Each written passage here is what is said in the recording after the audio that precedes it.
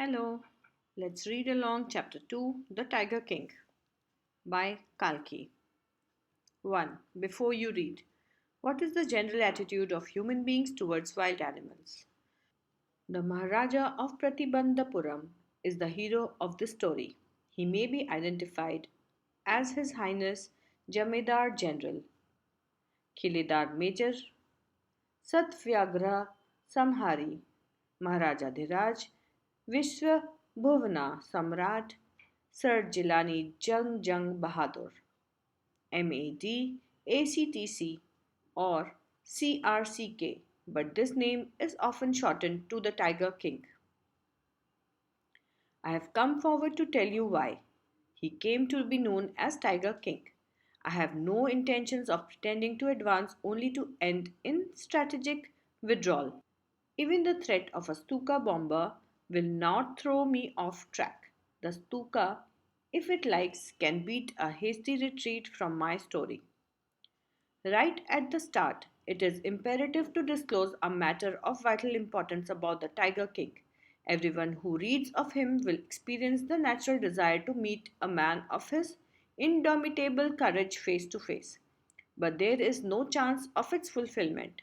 As Bharat said to Ram about Dashrath, the Tiger King has reached that final abode of all living creatures. In other words, the Tiger King is dead. The manner of his death is a matter of extraordinary interest. It can be revealed only at the end of the tale. The most fantastic aspect of his demise was that as soon as he was born, astrologers had foretold that one day the Tiger King would actually have to die.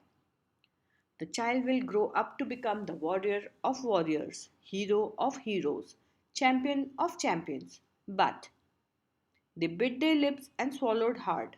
When compelled to continue, the astrologers came out with it. This is a secret which should not be revealed at all, and yet we are forced to speak out. The child born under this star will one day have to meet its death. At that very moment, a great miracle took place. An astonishing phrase emerged from the lips of the 10-day-old Jilani Jung Jung Bahadur. O wise prophets! Everyone stood transfixed in stupefaction. They looked wildly at each other and blinked. O wise prophets! It was I who spoke. This time there was no grounds for doubt. It was the infant born just 10 days ago who had enunciated the words so clearly.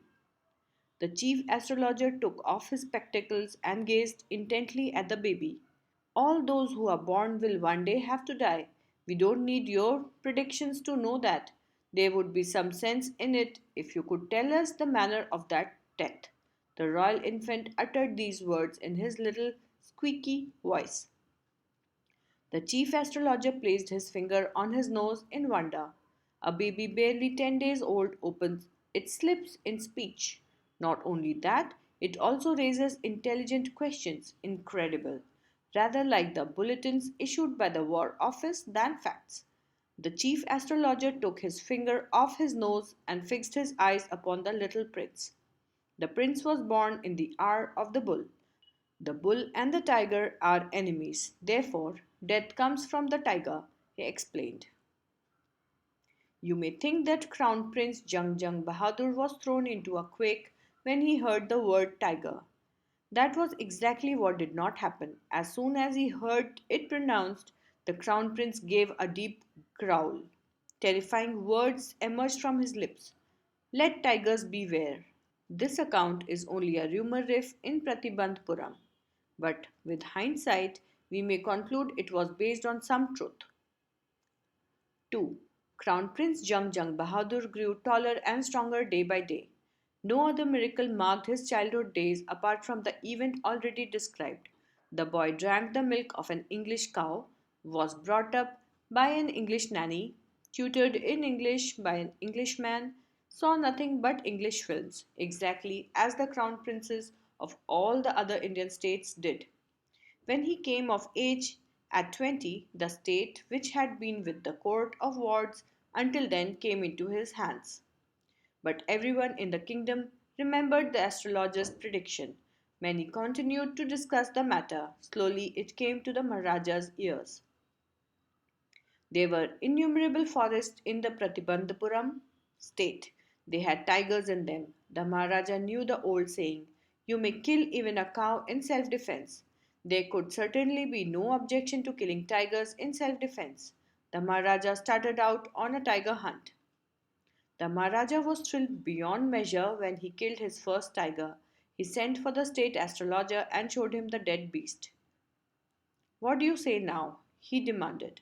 "Your Majesty may kill 99 tigers in exactly the same manner, but," the astrologer drawled. "But what? Speak without fear. But you must be very careful with the hundredth tiger." "What if the hundredth tiger were also killed?" "Then I will tear up all my books on astrology, set fire to them, and I shall cut off my tuft, crop my hair short, and become an insurance agent." The astrologer finished on an incoherent note. 3. From that day onwards, it was celebration time for all the tigers inhabiting Pratibandhapuram. The state banned tiger hunting by anyone except the Maharaja. A proclamation was issued to the effect that if anyone dared to fling so much as a stone at a tiger, all his wealth and property would be confiscated. The Maharaja vowed he would attend to all other matters only after killing the 100 tigers. Initially, the king seemed well set to realize his ambition. Not that he faced no dangers. There were times when the bullet missed its mark. The tiger leapt upon him and he fought the beast with his bare hands. Each time it was the Maharaja who won. At another time, he was in danger of losing his throne. A high ranking British officer visited Pratibandhapuram. He was very fond of hunting tigers and fonder of being photographed with the tigers he had shot. As usual, he wished to hunt tigers in Pratibandhapuram. But the Maharaja was firm in his resolve. He refused permission. "I can organize any other hunt. You may go on a boar hunt. You may conduct a mouse hunt. We are ready for a mosquito hunt. But tiger hunt? That's impossible." The British officer's secretary sent word to the Maharaja through the Diwan that the Durai himself did not have to kill the tiger. The Maharaja could do the actual killing. What was important to the Durai was a photograph of himself holding the gun and standing over the tiger's carcass. But the Maharaja would not agree even to this proposal. If he relented now, what would he do if other British officers turned up for tiger hunts? Because he prevented a British officer from fulfilling his desire, the Maharaja stood in danger of losing his kingdom itself. The Maharaja and the Diwan held deliberations over the issue. As a result, a telegram was dispatched forthwith to a famous British company of jewelers in Calcutta. "Send samples of expensive diamond rings of different designs." Some 50 rings arrived. The Maharaja sent the whole lot to the British officer's good lady. The king and the minister expected the Duraisani to choose one or two rings and send the rest back. Within no time at all, the Duraisani sent her reply, "Thank you very much for your gifts." In 2 days, a bill for 3 lakh of rupees came from the British jewelers. The Maharaja was happy that though he had lost 3 lakh of rupees, he had managed to retain his kingdom. 4.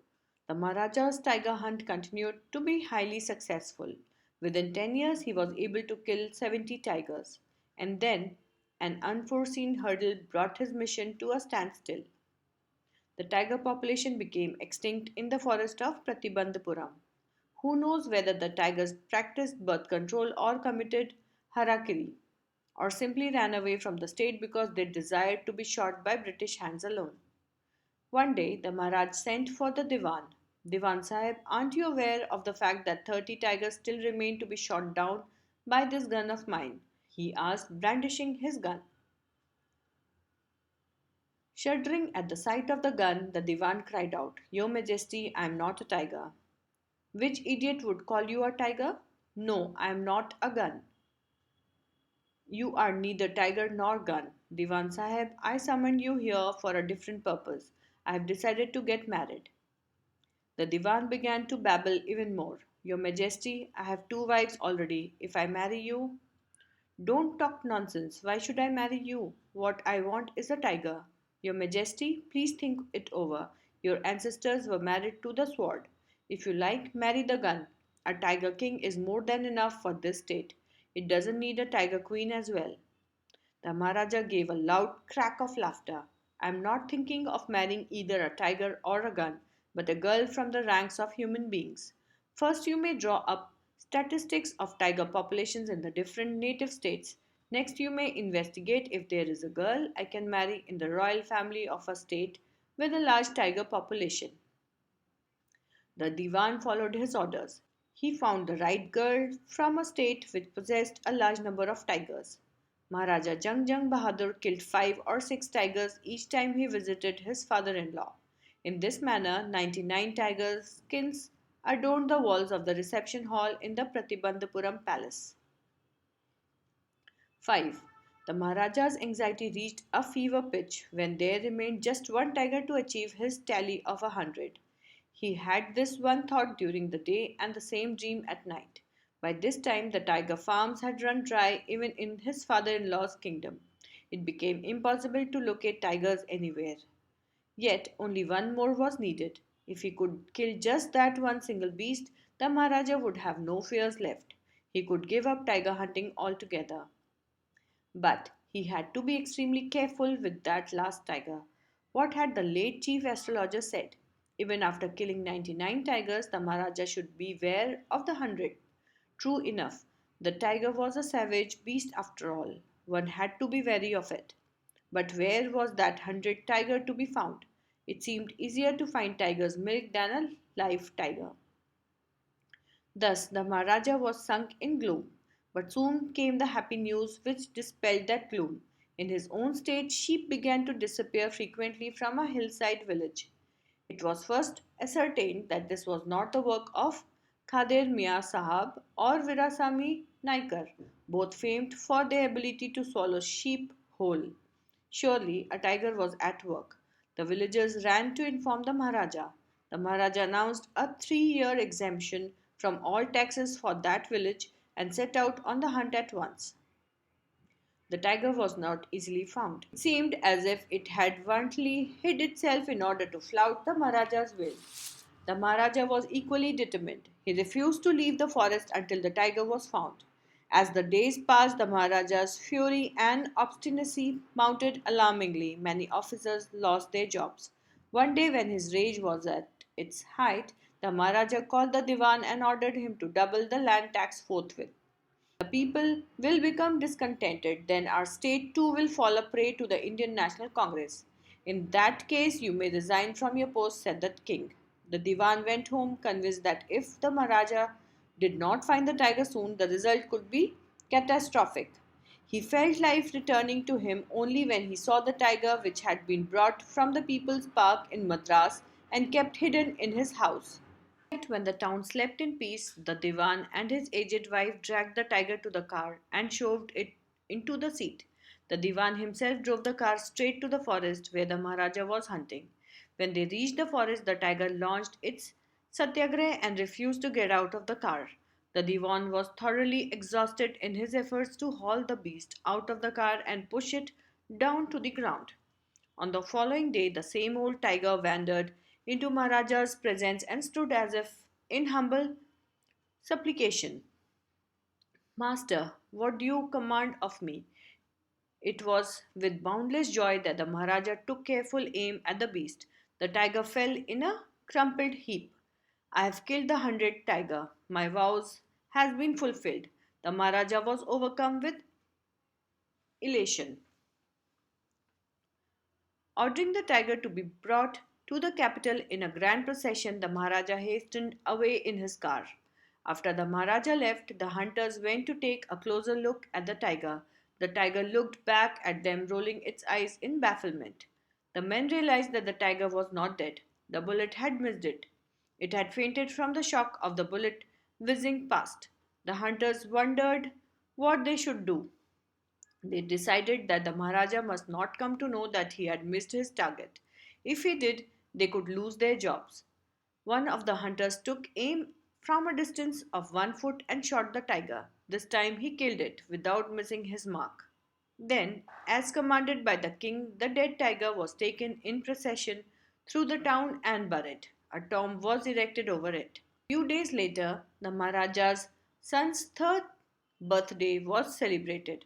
Until then, the Maharaja had given his entire mind over to tiger hunting. He had no time to spare for the crown prince. But now the king turned his attention to the child. He wished to give him some special gift on his birthday. He went to the shopping center in Pratibandhapuram and searched every shop but couldn't find anything suitable. Finally, he spotted a wooden tiger in a toy shop and decided it was the perfect gift. The wooden tiger cost only 2 annas and a quarter.